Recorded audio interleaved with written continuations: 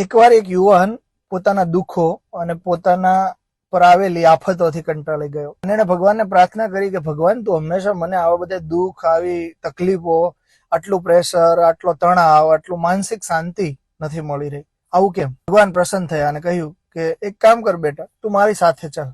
ભગવાન એ યુવાનને પોતાની સાથે લઈ ગયા અને એક ઓરડો બતાવ્યો કે આ ઓરડાની અંદર તું જા અને ત્યાં દરેક વ્યક્તિ એક બેગ લઈને બેઠું છે અને દરેકની બેગમાં કોઈ ને કોઈ દુઃખ, મુસીબત, તકલીફો એ બધું જ એ બેગની અંદર ભરેલું છે.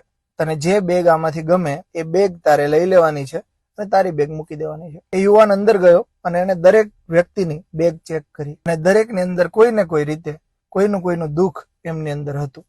એ યુવાન પ્રભુ માફ કરજો, મને મારી જ બેગ જોઈએ છે. કેમ કે આની અંદર તો દરેકની પરિસ્થિતિ પ્રમાણે એટલા બધા દુઃખો છે જે એના પ્રમાણે ઘણા બધા છે અને મારા પ્રમાણે તો ખૂબ મોટા છે. ત્યારે ભગવાને કીધું કે જા બેટા, તો તારી બેગ લઈને તું જતો રહે. આપણા જીવનમાં પણ આવું જ છે. આપણને દુઃખો પડે કે કઈ તકલીફો આવે ત્યારે આપણે એવું વિચારીએ મારે આમ છે, મારે તેમ છે. પણ મિત્રો એવું નથી. આ દુનિયામાં દરેકને પોતાની પરિસ્થિતિ કે પોતાના એક લેવલ સુધીના દુઃખો એ ભગવાને એમને આપેલા છે અને ઘણા બધા એમાંથી બહાર નીકળે છે.